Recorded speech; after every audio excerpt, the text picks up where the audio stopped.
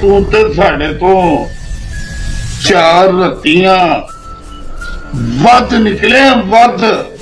ਤੇਰੀਆਂ ਅੱਖਾਂ 'ਚ ਮੇਰਾ ਬੱਕਰਾ ਰੜਕਦਾ ਸੀ ਤੇ ਮੇਰੀਆਂ ਅੱਖਾਂ 'ਚ ਤੇਰਾ ਪਿਓ ਰੜਕਦਾ ਹੈ।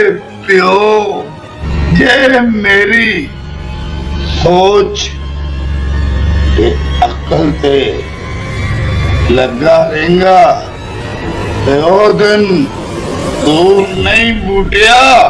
ਤੇਰਾ ਤਜਰਬਾ ਤੇ ਬੂਟੇ ਦੀ ਤੇਜ਼ੀ ਰਲ ਗਈ ਤੇ ਸਿਆਸੀ ਮੈਦਾਨ ਸਾਡੇ ਲਈ ਕੱਖ ਵੀ ਨਹੀਂ, ਕੱਖ ਵੀ ਨਹੀਂ। ਤੇਰੇ ਹੀ ਹੱਥੋਂ ਤੇਰਾ ਪਿਓ ਮਰਵਾ ਕੇ ਤੇ ਆਪ ਮੈਂ ਇਲੈਕਸ਼ਨ ਜਿੱਤ ਕੇ ਔਰ ਤੈਨੂੰ ਅੰਦਰ ਕਰਵਾ ਕੇ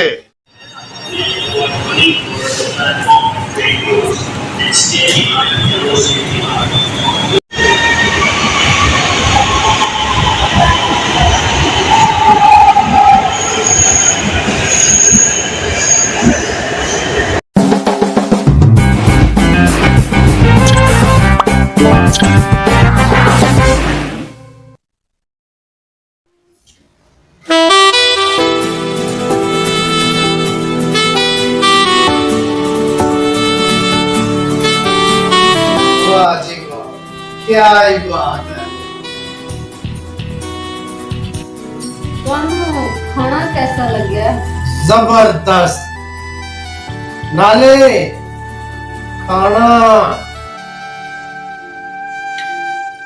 ਤੁਹਾਡੇ ਹੱਥਾਂ ਦਾ ਹੋਵੇ ਤੇ ਮਜ਼ੇਦਾਰ ਨਾ ਹੋਵੇ, ਇਹ ਕਿਸ ਤਰ੍ਹਾਂ ਹੋ ਸਕਦਾ ਹੈ?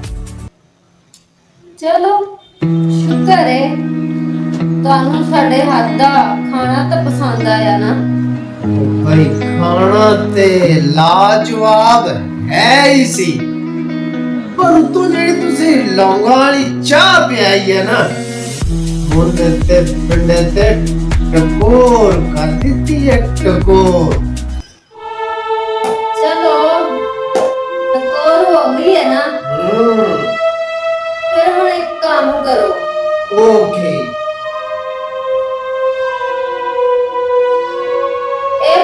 फाइल ते इंदे उते दस्तखत करके दो।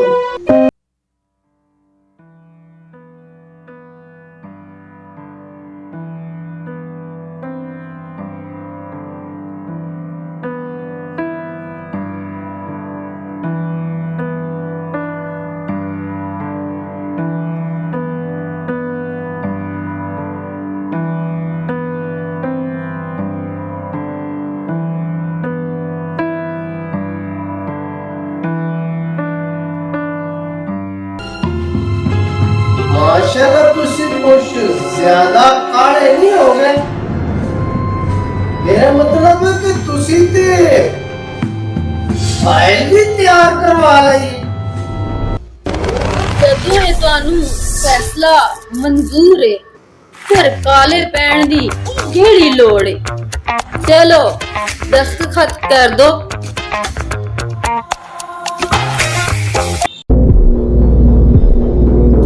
ਕਿਵੇਂ ਸਮਝਾਵਾਂ ਤੈਨੂੰ, ਉਹ ਮਨਜ਼ੂਰ ਤੇ ਮੈਨੂੰ ਹੈ, ਪਰ ਇਹ ਜ਼ਮੀਨਾਂ ਜਾਇਦਾਦਾਂ ਅਜੇ ਮੇਰੇ ਨਾਵੇਂ ਨਹੀਂ ਹੋਈਆਂ।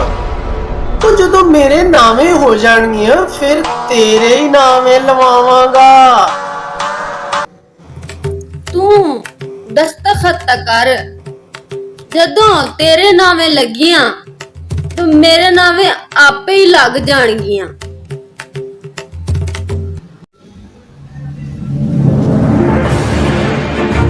मर्जी है ਤੁਹਾਡੀ, ਕੋਈ ਬੇਇਤਬਾਰੀ ਦੀ ਵੀ ਕੋਈ ਹੱਦ ਹੁੰਦੀ। ਗੱਲ ਬੇਇਤਬਾਰੀ ਦੀ ਨਹੀਂ ਹੈ, ਮੈਂ ਵੀ ਤੇ ਆਪਣੀ ਜ਼ਿੰਦਗੀ ਤੁਹਾਡੇ ਨਾਮੇ ਲਾਣੀ ਹੈ ਨਾ। ਨਾਲੇ ਇਹ ਜ਼ਮੀਨਾਂ ਜਾਇਦਾਦਾਂ ਸਾਡੇ ਦੋਵਾਂ ਦੇ ਨਾਵੇਂ ਹੋ ਜਾਣੀਆਂ ਨੇ। ਪਰੇਸ਼ਾਨ ਕਿਉਂ ਹੋ ਰਹੇ ਹੋ ਜੀ? ਸਵਾਲ ਕਰ ਦੋ ਨਾ।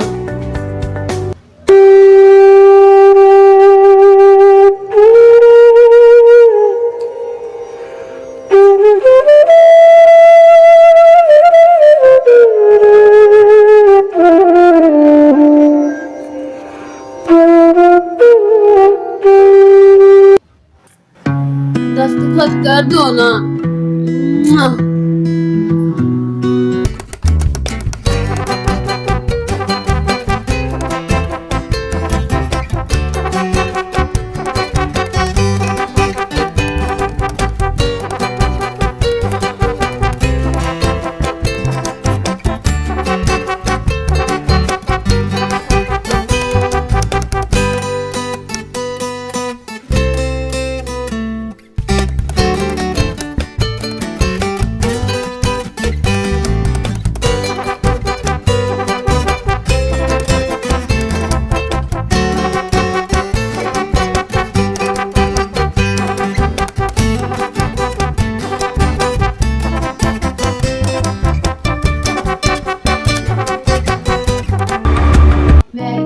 परेशान ना हो मेरी जान, आज असली अपनी नवी जिंदगी का आगाज करने हैं।